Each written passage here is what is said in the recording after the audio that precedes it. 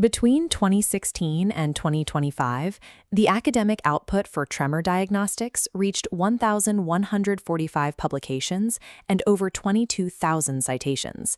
In that same 10-year window, exactly 12 clinical trials reached completion. This gap widened after the 2018 IPMDS classification update. By demanding a higher standard of diagnostic precision than human observation could provide, the update forced researchers to seek objective measurements through digital sensors, tools developed primarily in specialized engineering labs rather than hospital wards.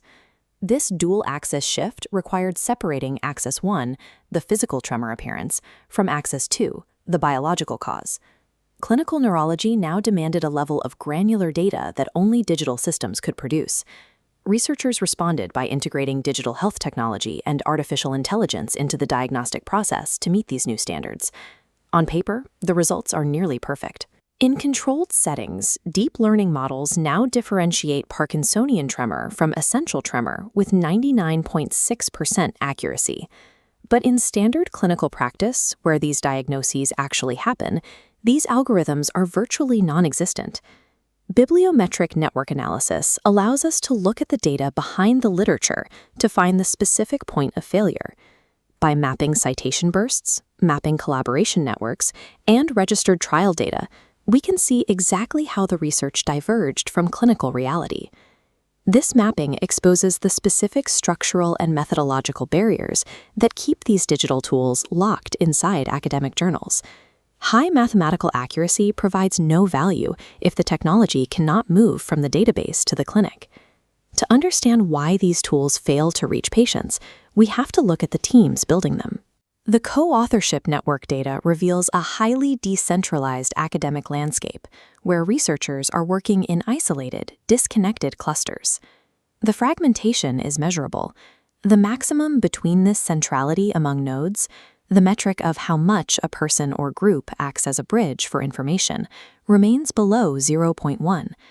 Innovation is occurring in silos. There is no central, multi-center push toward the clinical standards required for a hospital to adopt these tools.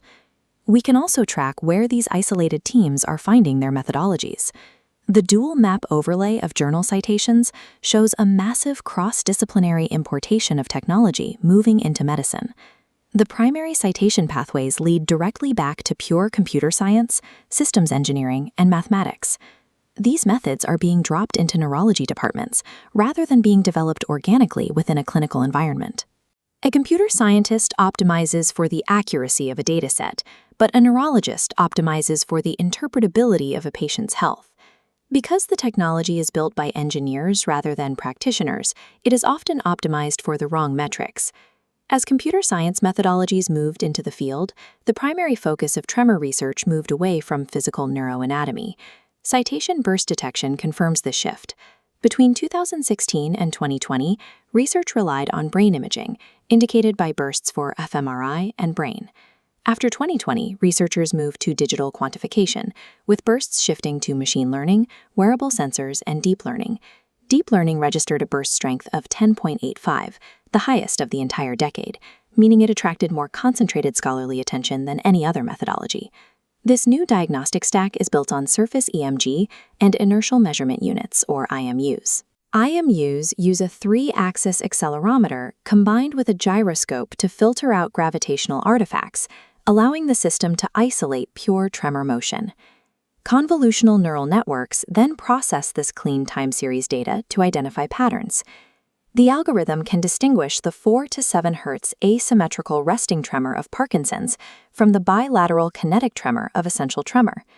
This pivot achieved mathematical accuracy, but turned tremor diagnosis from a visual anatomical science into a mathematical computational one.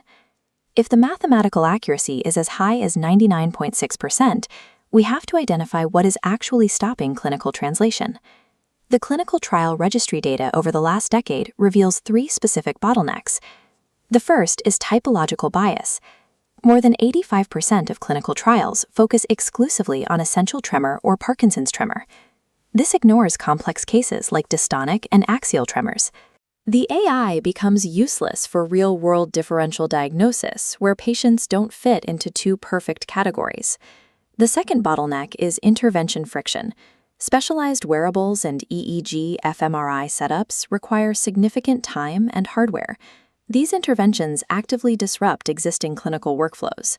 The third and most significant flaw is the black box nature of deep learning architectures. Neural networks operate through internal decision-making processes that a human doctor cannot reverse engineer or explain. Regulatory bodies and clinicians face severe liability.